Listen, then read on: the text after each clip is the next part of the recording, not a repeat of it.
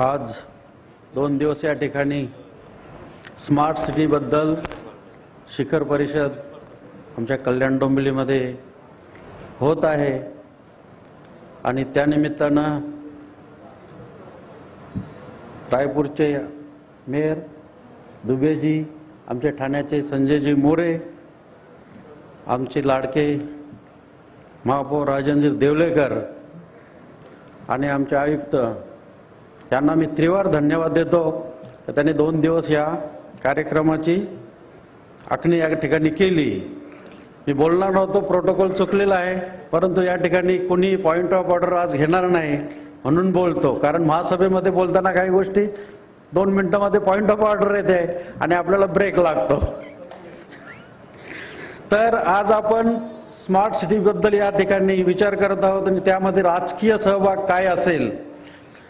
तर या ठिकाणी बरेचसे सर्व प्रशासकीय अधिकारी, जयपूरचे कमिशनर या ठिकाणी आलेले आहेत। राजकीय लोकप्रतिनिधी आणि प्रशासकीय कमिशनरसह सर्व अधिकारी, जसे रमेश जाधव आमचे माजी महापौर यांनी सांगितल्याप्रमाणे यांचा सहभाग एकमताने होत असेल तर कोणती योजना न आणता सुद्धा आपली सिटी स्मार्ट आपण करू शकतो।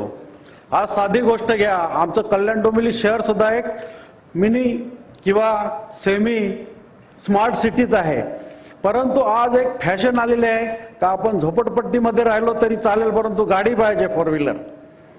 आणि आपण लोकांची घरं तोडतो, बंगले तोडतो, दुकानं तोडतो, शॉप तोडतो, गॅरेज तोडतो, कंपाऊंड तोडतो आणि आपण रस्ते रुंद करतो।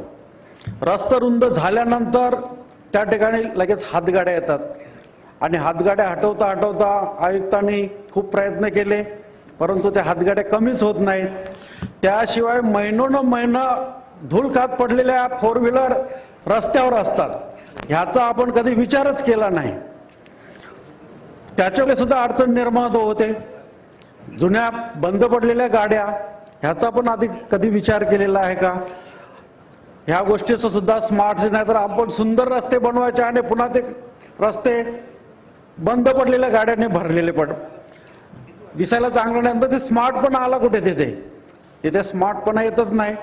राहिला कचऱ्याचा विषय, जोपर्यंत कचऱ्याची विल्हेवाट आपण योग्य तऱ्हेने लावत नाही तोपर्यंत जी बोंबाबोंब होते। आज कल्याण डोंबिवली शहर मी बोलत नाही, परंतु नामुष्की आम्हाला सहन करावी लागली ती न येणे यासाठी आपण काय करायला पाहिजे? एवढ्या वर्षात आपण काय केलं?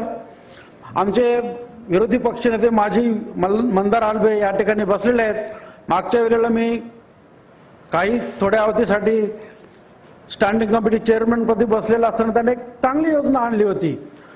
कचरा संपूर्ण डिस्पोजल होऊन त्यातून निघणारे काही इंधन जो रियूज आपण करू शकत होतो, ही योजना या ठिकाणी आलेली होती, परंतु ती का पुढे सरकली नाही ते आजही गुलदस्त्यातच आहे, त्याचं कारण समजलेलं नाही। ती जर योजना आली असती तरी सुद्धा आज आपण जे आपल्यावर हायकोर्टाची बंदीची नामुष्की ओढवलेली आहे ती आलेली नसती। मी जयपूरच्या कमिशनर साहेबांचं नक्कीच अभिनंदन करेन। सर, मैं जयपुर में मार्च महीने में 4 बार आया लगातार। 1 बार शादी में आया और 3 बार मूर्ति के लिए, मूर्ति बनाने के लिए क्ले मूर्ति का देखने के लिए आया था मॉडल। उस एयरपोर्ट से उतरने के बाद जो आपका जब कारखाने है उधर मूर्ति बनती है, वहां तक जाने के लिए ऐसा लग रहा था कि ऐसा हमारा सिटी होना मांगता है कल्याण डोंबिवली। किधर भी हाथ गाड़ी नहीं, ना टपरी है, ना कूड़ा कचरा है, ना कचरा कुंडी है। लेकिन हम लोग भी अगर ये सोचेंगे, करने का निश्चय करेंगे तो एक दिन ऐसे सिटी हम बना के ही रखेंगे। और ये हमारे पक्ष प्रमुख, आपले पक्ष प्रमुख उद्धवजी ठाकरे यांनी 2005 सालामध्येच घोषित केलं होतं की स्वच्छ मुंबई आणि सुरक्षित मुंबई। हे जर सर्वांनी मनावर घेतलं तर हे नक्कीच होऊ शकतं, परंतु तुका म्हणे तेथे पाहिजे जातीचे। त्या ठिकाणी मेयर सुद्धा त्याच धमकीचे पाहिजेत आणि आयुक्त सुद्धा त्याच धमकीचे पाहिजेत। आज सुदैवाने आम्हाला दोन्ही तसेच लाभलेले आहेत आणि त्याचा पुरेपूर फायदा जर आम्ही नाही घेतला तर आमच्यासारखे दुर्दैवी कुणीच नाही। आज रमेश जाधव यांनी सांगितलं 1996 साली विकास आराखडा मंजूर झाला। सर मी आपल्याला एक निवेदन सादर केलेलं आहे।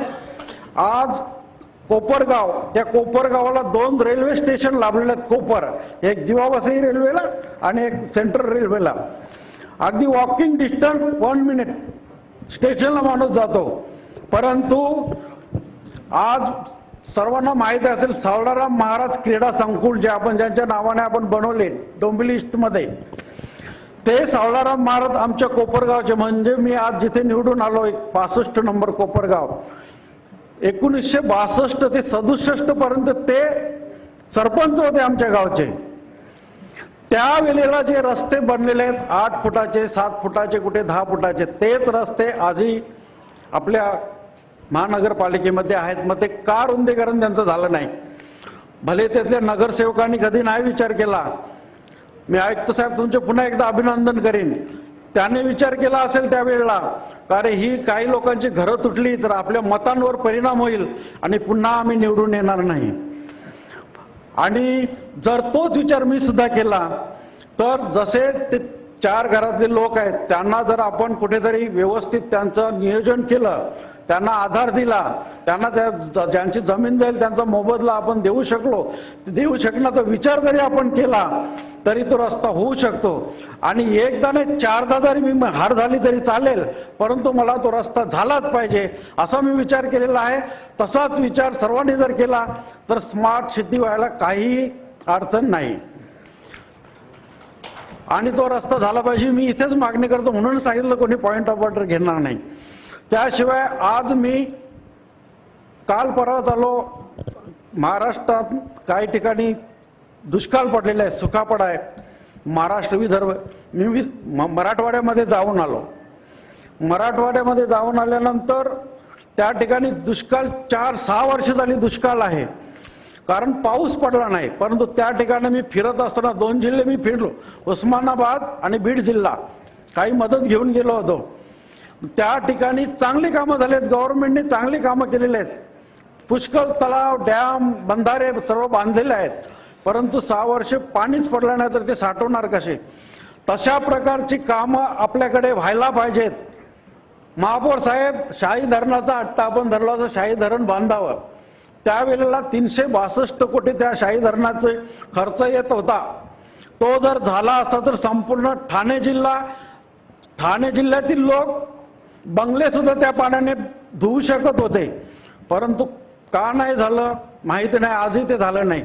तो जर शाही धरण झाला असता तर आज आपल्याला पाणी समस्येला सामोरं जावं लागलं नसतं। म्हणून जर स्मार्ट सिटी तुम्ही कराल, रस्ते कराल, बिल्डिंग बांधाल, सोसायट्या कराल, कॉम्प्लेक्स बनवाल, पण पाणी जे पडणारा प्रत्येक थेंब साठवायची सुद्धा नियोजन या ठिकाणी झालं पाहिजे आणि ते करण्याचा आपण सर्वांनी मानस धरूया, निग्रह करूया, एवढीच सर्वांना विनंती करतो आणि थांबतो। जय हिंद, जय महाराष्ट्र।